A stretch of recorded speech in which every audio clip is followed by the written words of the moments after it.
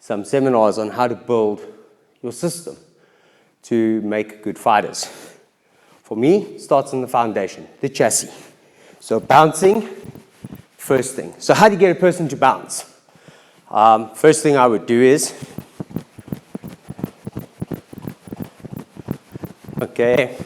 or watch out for the heel hitting the floor. Try and stay on the toes, bouncing on the toes. Okay, then put one leg in front. Might be high up at first. Gradually lengthen it out. Bend the knees. And it should be a comfortable bounce. Okay, then switching. I switch over my axis, which means my body doesn't change place, but my feet change orientation. So left in front or right in front. How important is it to be ambidextrous in fighting? It's fantastically important. If you are purely stock standard fighter, or if you're purely southpaw or goofy foot, your kumite tends to be somewhat one-dimensional. Yes, you can be the best at being southpaw, have one or two fantastic combinations that makes you win tournaments, but if you really want to challenge yourself, then you need to try and develop the ability to have multi-facets of fighting. The first thing about fighting for me is the build-up from the foot position. If we go to basics and we go open and open, shoulder width, we're doing more traditional kind of randori and irikumi, that kind of fighting you would be in Zanshin Dutch.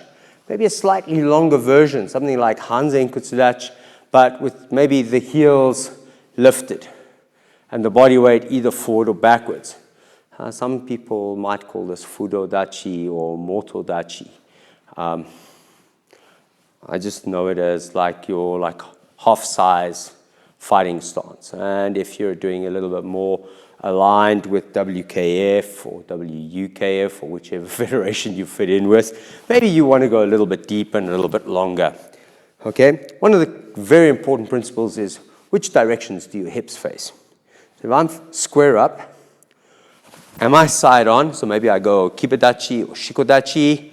Or am I somewhere 45 in between where I present only a smaller section and a larger section of my body at an angle? And this has got to do with the idea of minimizing the target area. So how do I get there? Once I've got there, do I stand on one line? Do I stand slightly on two lines? Or do I square up totally? This can be effective. This can be effective. This can be effective. You just got to figure out what works best for you and what works best for the type of fighting you're competing in, because referees will dictate how you are going to score points and what you are going to require to score a point in those kind of fighting, or whether you're being hit or you're successfully landing blows on your opponent doing dojo kumite within the dojo. So in the sense of how do I stand, one of the most important things will be I'm in favor of kind of 45 feet at an angle this way, not necessarily this way. Just slight angle. Body, the plane of my body is this way to present a larger target, and then my hands are up. When I started with a very traditional hands up position, and gradually as I started to bounce, my hands started to drop as I went into a longer stance. So, do I fight in a position with guard hand up? Does it float to the inside or does it maintain its line? This is kind of critical. And where's this hand? So a lot of fighters like this hand up here. They're very cognizant of being hit or being kicked in the head. And it's important to be aware of, because if somebody's landing a kick in your face when you're moving in, well, that's it. It could be game over. You could wake up on the tatami, on the side of the tatami with the burst eardrum or KO, been knocked out, concussion. You may end up walking to the sideline and wondering why that person scored full point or ippon or sanbon, whatever you want to call it. The reality is that you want to be able to protect. So a lot of fighters tend to favor this right now because of the sheer number of people who are actually becoming very proficient at kicking Jodan Mwashigiri. Okay, so we've got our bounce, we've got our direction, we've now got to look at our knees. How much do our knees bend? So when I was younger, a lot more fit, a lot more agile, I would try and fight as short as possible. And the logic being that if I drop my guard ever so slightly, it would lure my opponents over the top. And as they would come over the top, I would be hunting underneath with a long driving gyakuzuki. It did work quite a few times, and a couple of times it went against me. I got whacked in the nose quite a lot. I alluded to this in a previous video where I said I had a very good nose block, not a very good hand block. So when you're bouncing, what you want to be able to do is you want to be able to have this hand up, and it needs to be somewhere that you're comfortable with. And if I'm using you on the other side of the camera as my guideline, then I want my hand kind of pointing in that direction. I don't want my hand folding here, because what I then do is I create a trough that you can hit and attack through. This hand needs to be forward and needs to create pressure so that when I'm moving, this hand is there to create pressure. It shouldn't be too high, because if I raise it too high, I start to expose a large amount of my rib cage. And if you've got somebody who hits good gyakuzukis, they're going to hunt underneath. They're going to constantly shift step and hit you with gyakuzuki in the body. I'm talking predominantly WKF type fighters, hunting and hitting to the body with the gyakuzuki. But it could be that somebody is hitting or kicking into your rib cage as well, or even somebody is shooting to try and take you down and work a takedown on the ground. The principles remain very similar because we're still talking combat. The only thing that differentiates how things are going to pan out are the rules. So whenever you're concerned about what to do now, usually we say, do what your sensei says, but now we're going to go, do what the rules say. Look at the rules. You cannot fight WKF if you've never read the WKF rule book. You cannot fight WUKF if you've not read the rule book. You cannot fight in any tournament if you haven't read their rule book. And it's the same as a karate person walking in and expecting everybody to fight static, like maybe they want to fight this kind of old school, and you get to this thing and there's this funny cage and you climb inside and you want to do this, and the guys are moving all over the place, and the next minute you're on the ground and they're hitting you and you've never been taken down. Of course you're going to be out of your depth. So simple reality is you need to read the rules. You need to become aware of what type of fighting goes on, what constitutes either a score or a successful technique. I'm going to use those two words interchangeably, or those two concepts, a score or a successful technique. In the dojo, in Dojo Kumite, it's the exact same. The only difference is there's something that you see in sportsmanship, which is called marking or celebrating the point, or consolidating the point that you've got it. You see the same thing in fighting. You'll see somebody hit the point, boom, yeah. In Dojo Kumite, you should never do this, because while you're going, yeah, that fight is still happening. So in Dojo Kumite, which is a little bit more, when I've done Randori seminars, I said Dojo Kumite can be a little bit more egotistical. What will tend to happen is your opponent will start to react. And the simple reality is that we know now for a fact that enough blows can be sustained by the human body that the person can keep fighting. And that one blow is not going to finish it all off. Yeah, if everything's good and you get the person right, yes, and obviously one good blow finishes it off. But we know that fighters can sustain numerous blows, and in a semi kind of contact or a controlled environment like a dojo, you should rather be conditioning yourself not to be celebrating, yeah, I got it right, but hitting, all right, I got it right, inside, little moment of like, yes, but outside, still composure. Afterwards, you can bow to each other, thank each other for working, And when you're having a beer or a drink afterwards or a milkshake or whatever you do, depending on your age group, you might be sitting with your training partner going, yeah, that one point, oh, it was so sweet. What did you think of it? You know, or you got me with that one kick or that one punch, and it was amazing. So this is important. Okay, so we've got foot position, angle, guard, front hand, creating a pressure barrier, but also a physical barrier. Okay, and we often call the front hand our guard hand because, like olden days, you would hold a shield in this hand. This hand would wield either a spear or a sword or an axe. Yeah, I'm European. This hand, defense, but can also be offense. This hand, defense, but can also, or offense, can also be defense. My dad used to say the best defense is attack, attack, attack. Different story for a different day. So we've got the bounce. We've got some semblance of movement, which is what I started with afterwards, which was this kind of bouncing, moving forward and backwards, retreating. And this kind of movement is useful, it's rhythmical, and it helps you set up a rhythm where you're playing on each other's distance. So good game to play with a partner, and something that we'll probably do in the next couple of weeks will be a video clip of two people just matching rhythm, moving forward and back together, and then two people opening and closing the gap. So opening and closing, opening and closing. Right, then I started to do some funny stuff like swap my feet and change direction. Swap my feet, change direction. So let me get some toys. Hello karate friends, just a quick reminder that we have our Zoom event on the 11th of June and we look forward to having you join us. Tickets are available and we can't wait to train with you person to person across the internet. We think it's going to be a great seminar and we can't wait to see you. Back to the Kumite. Okay, so this is something that I like to do a lot and I like to teach people a lot of this, and it is essentially a mobility training exercise to help people learn to break the line. Some schools love the idea that the line is sacrosanct and it needs to be preserved at all times, and all fighting occurs on that line and you can never deviate from it. And other schools go, hold on. That's not reality. In reality, people will do whatever they want.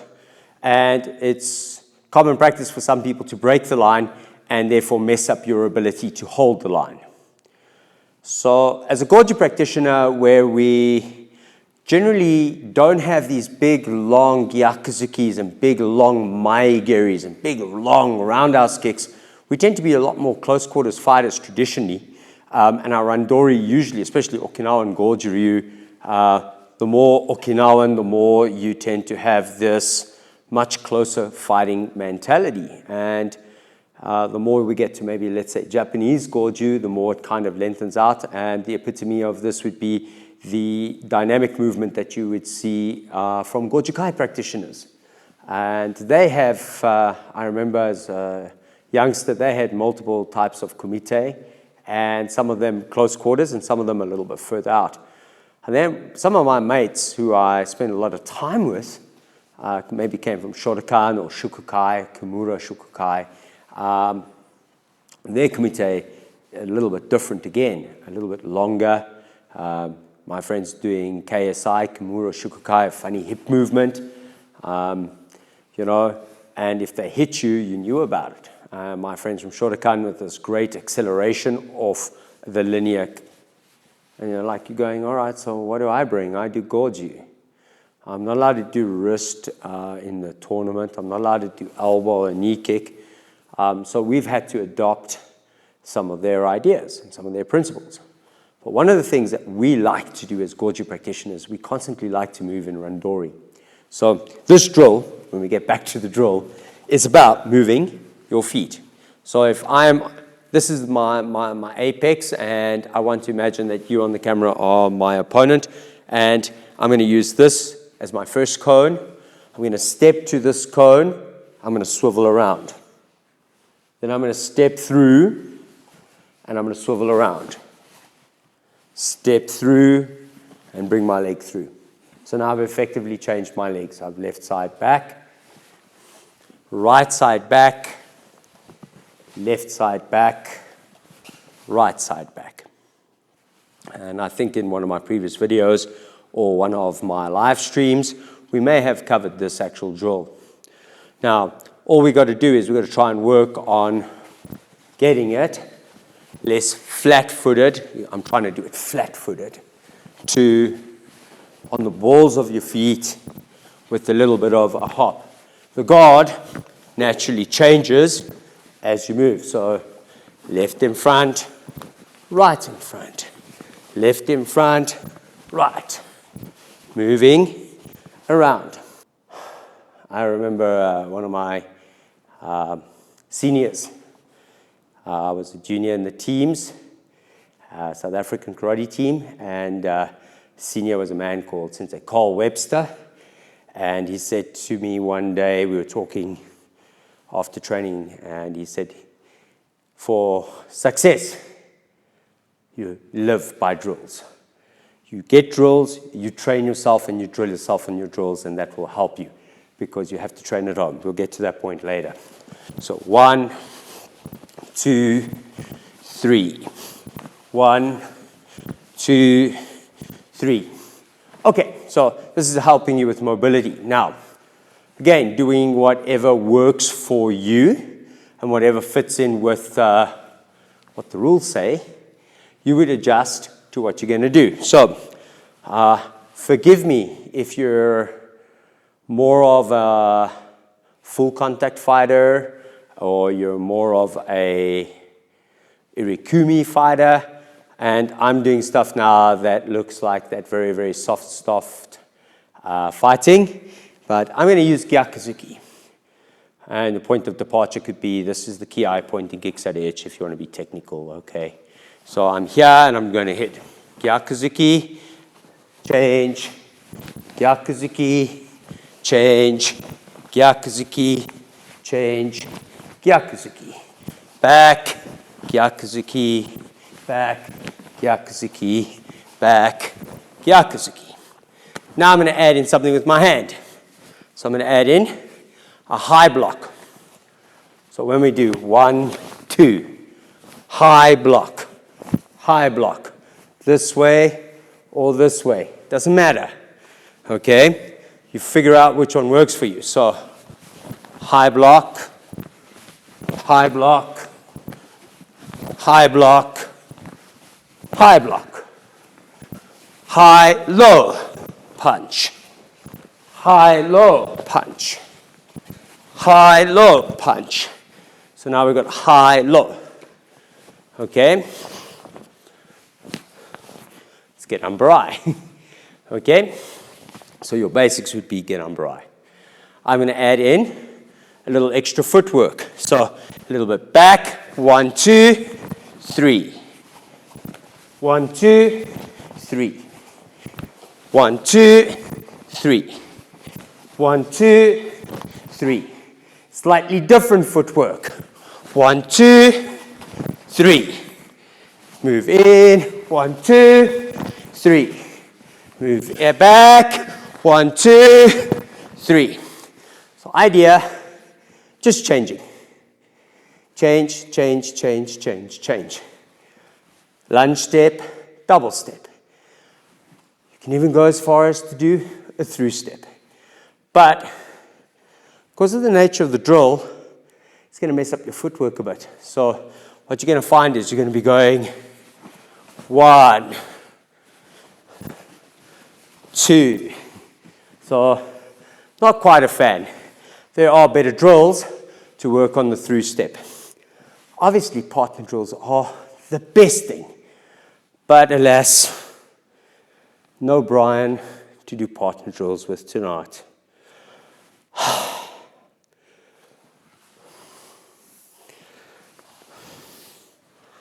Okay, maybe we can do something with the bag. Standing, and all I want to do is hit, hit, hit, hit. Okay? Nothing too complicated. If I'm doing light competition, like semi-contact, WKF, WUKF, I need to be able to hit hard enough that it's considered a real punch, but I need to check the punch. I have to control the punch, which doesn't mean pulling or pulling. It means I transfer the right amount of energy that I don't hurt my opponent. And this comes down to how you interpret the rules. So one of the things that we struggled with in South Africa for a very long time is how to interpret the rules for, let's say, WKF. Now, my rules may be horribly out of date. Bear with me. I haven't done tournament fighting since 2008. And like I said, I was okay. I was like average. Okay, I wasn't fantastic. But the idea behind it was that if you're going to do tournament fighting and you read the rules and you get to the section of like the scoring area, and then you get to the section of what needs to be applied. Well, okay, it needs to be the right kind of technique. It's not written there, but it needs to be the right kind of technique, the flavor of the month. But it needs to be good form, good karate technique. It should look, by and large, like karate. It shouldn't look like somebody throwing their arms and flailing their arms. It should resemble something that actually, if you had to slow it down, you would be able to say, oh, that looks like a punch from kata. That looks like a kick from kata. It shouldn't be this wild, unexplained kind of fighting. It needs to be actually really neat and tidy and recognizable as a karate technique. So that is called good form. Then you need to have the correct distancing. You can't punch short. You can't punch and be short and your body is at its like maximal turn for impact delivery. Okay? Or worse, you'll see a lot of people going hyperextending to hit the point. Or hitting the person and then like their arms in this position, they haven't extended fully. These are problems with distancing. You're either too close or you're too far, and therefore the punch is either hasn't generated enough energy, it's too short, or it's punched beyond the natural range, so it's now decreasing energy. It's not optimal energy. So there's that optimal zone that the punch needs to be, the correct distancing. The next thing is correct timing. It can't be, okay, I got him. Watch again. I got him. If the person is already retreating and your punch is the same speed as their retreat, your punch is meaningless because it doesn't have the same kind of energy. It needs to have twice the amount of speed as their retreat for it to be considered to have enough impact or energy. So this is a question of timing. And the ideal is either the person is stationary and you're hitting, or the person is moving in towards you and you are marking the point, I think is the way they phrased it in Alex Biamonte's videos. Okay? You're scoring the point, you're hitting the point. I like the terminology to mark the point because when you mark the point, that means you're physically hitting the person. And it should leave some kind of mark on them. All right? It shouldn't be that there's nothing happening. Obviously, there's a question of control around the head, neck, and throat. And that's covered by the rules. So we've got good form, correct distancing, correct timing. Then you've got this thing of, well, let's cover the two that are easy. This thing of vigorous application. The punch or the kick, the blow must be so insanely intense. The vigor, the energy must all be as if you're trying to kill the person. It's that simple. Everything must be like it is to the maximum. It's not a half-hearted blow. A half-hearted blow cannot score. It can't be like falling backwards and going and hoping to score. It's never going to happen. Okay? it has to have that vigorous application. It has to have that intensity that you're literally trying to go, and go, okay, but that's a blow to the head. And so the next criteria is called sporting attitude. So instead of delivering this full powered blow, it becomes a blow that is not marked but controlled. That there may be the lightest of touches, okay, but it's controlled. Everything about it is that I really wanted to hit the person in the head, but I controlled the technique, and I didn't go, ugh. Not that either. It has to be full-blooded energy, and this is really, really hard. Puts a lot of strain on your muscles and your joints and your ligaments. So you need to train for this.